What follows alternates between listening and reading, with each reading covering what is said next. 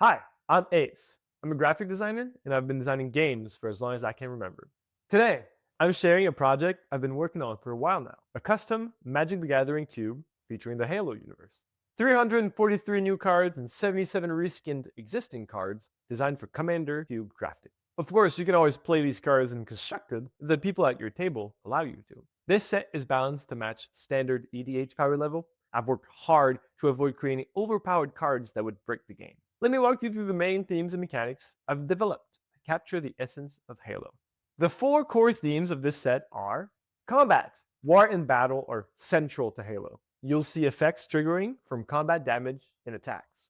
Organic versus artificial, reflecting the major impact of the Forerunner Flood War. A lot of cards reinforce the conflict between artifact and non-artifact creatures.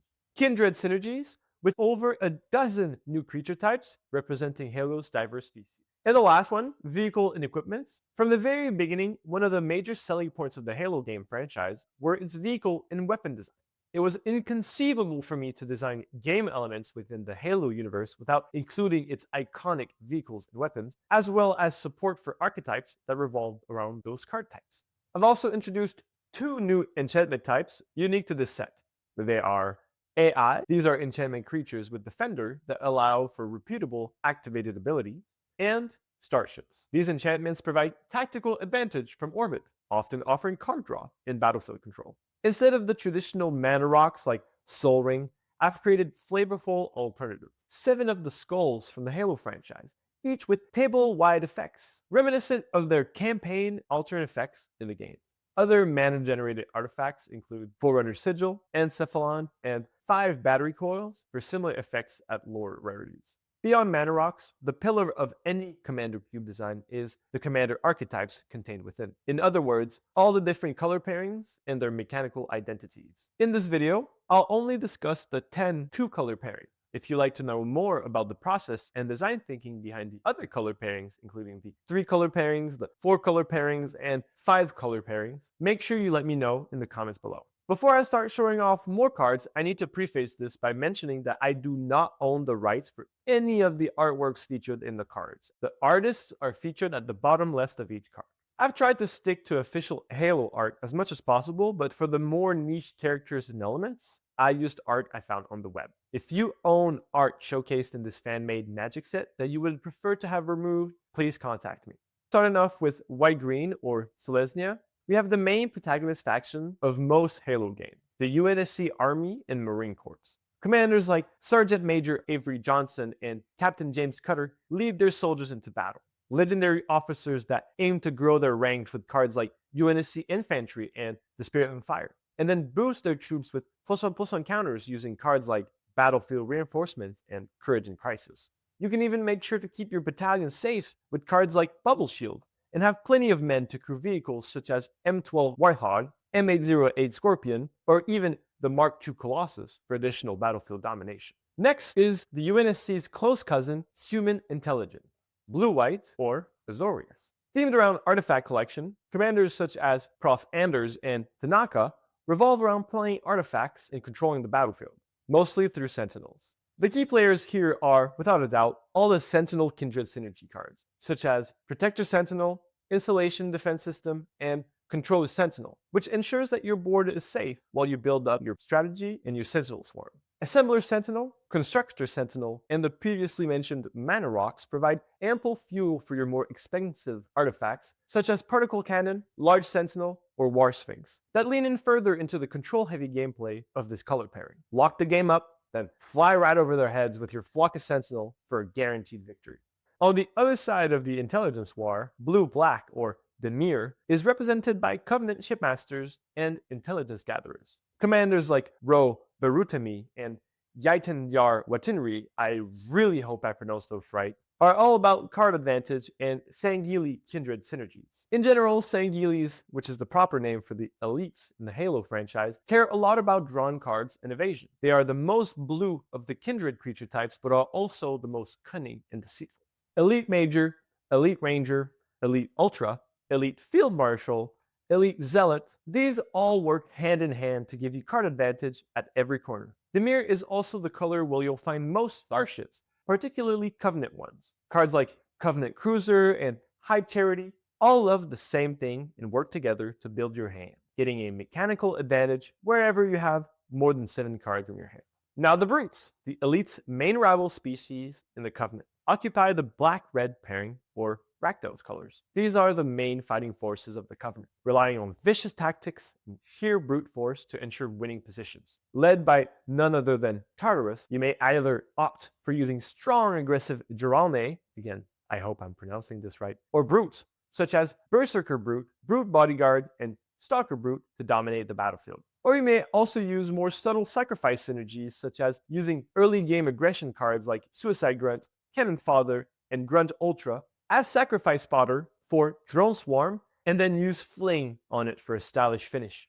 The last of the allied color pairings, Gruul, or red-green, is where the original Banished find their place. Red representing the volatile anger of brutes, as well as green representing a return to tradition, differentiates this brute archetype from the former, that were of the oppressed and misled brutes of the Covenant. Of course, Atriox, as well as the brothers Pavium and Voridus, are the main commanders for this color pairing, each of which focuses on swarming the battlefield with creatures to take over the table. Ramping into Big Stompy is always the play here, using Banished Elite, Brute Warrior, and Grunt Riders to establish an early board presence, or go all in Giralne Kindred synergies with Gravity Hammer and Brute's Roar, finishing up with powerhouses like Brute Chieftain and Brute War Chief to make your brutes unstoppable. Next, we have a color pairing that is arguably the most difficult to match flavorfully with most themes and universes. Simic, or blue-green, is meant to represent the desire to improve onto what already is and to enhance the natural world or the order of things. The best candidates to represent these ideologies in the Halo franchise are, in my opinion, Tel'Vadam from Halo 3, as well as the Weapon from Halo Infinite. Both are undoubtedly enhanced or refined versions of their character. The Weapon is literally a new and upgraded version of Cortana, and Tel adding blue to green, and doing so in a way that's similar to Atriox's inclusion of green in his identity, symbolizes the departure from the Prophet's influence toward a more traditional way. On the mechanics side of things, both of these commanders care about +1/+1 counters, reinforcing the idea of improvement.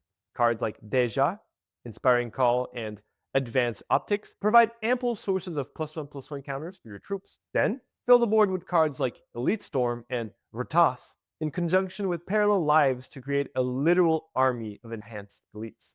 Further down the list, we find blue and red, or Izzet, the color of creativity and oftentimes madness. The commanders for this color are heavily Sangili flavored. For example, Let Volir and Cessa Refuni, both elites themselves, lean heavily into the Sangili playbook, card advantage and invasion. Banished Elite and Heretic Elite follow these commanders' mechanics and theme perfectly, as well as Hazardous Blast and Teleportal. Give your commander or creatures hexproof in battle, with Elite Honor Guardsman and Support Engineer for absolute evasion and to strike directly at your opponent's sight point. You could also opt for Olympia Veil as your commander, and pilot a low-to-the-ground Sangili Kindred deck that uses Red's aggressivity and Blue's draw engine to always stay ahead of the curve.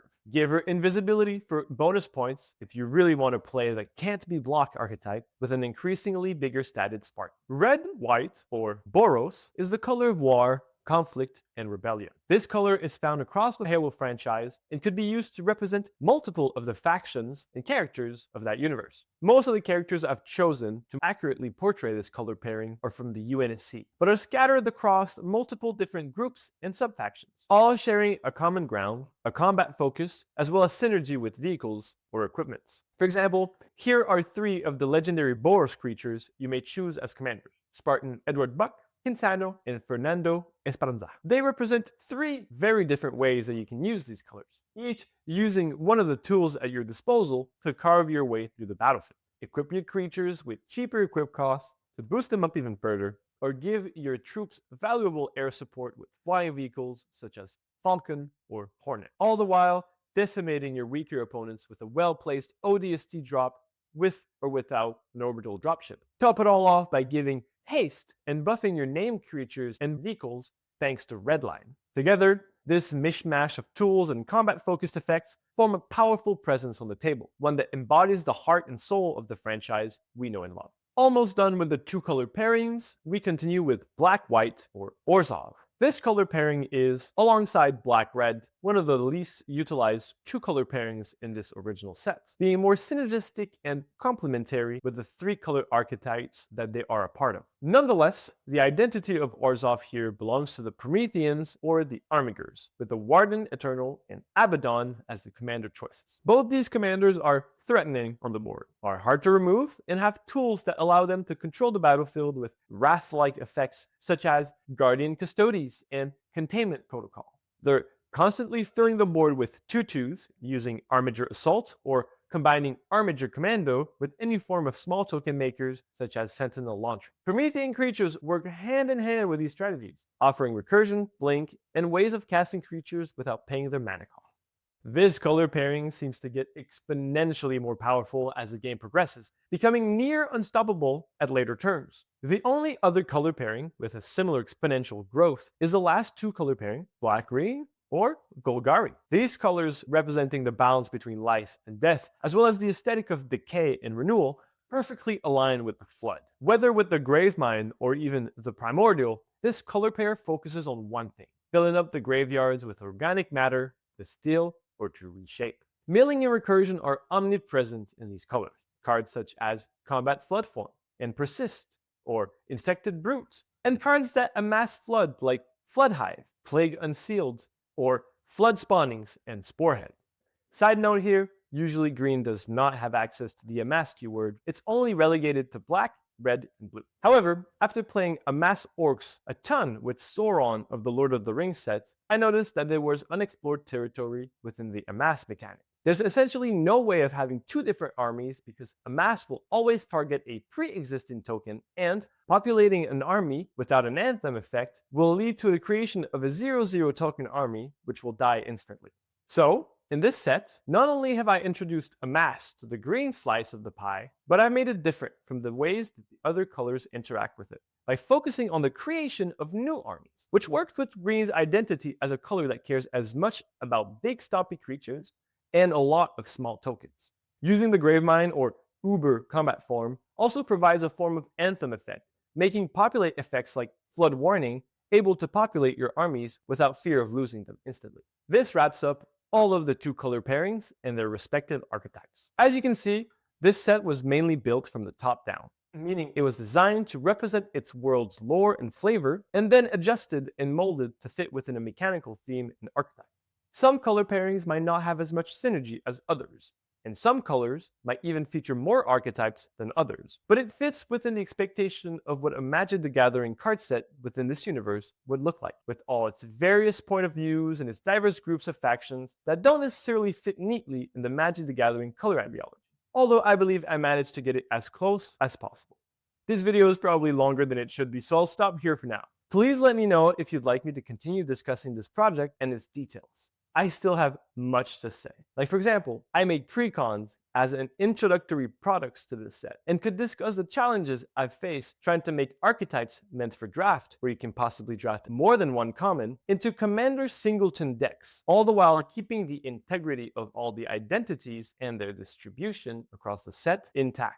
Or I could talk about the 117 cards expansion that I've added to the set since I first published it in summer of 2024. Or about the co-op game mode I designed with the cards from the set, Firefight. Regardless, please let me know if this content interests you. I want to start sharing more of the content I design every day, and if there's something you would like to hear more about, please make sure you let me know. Please like, comment, and subscribe if you want to see more content like this. Additionally, I have a Discord, link below, with more than 100 members where we discuss card games, game design, and games in general. Come join us if you think that's something that would interest you. Thank you for watching. I appreciate you, and I'll see you in the next video. Bye!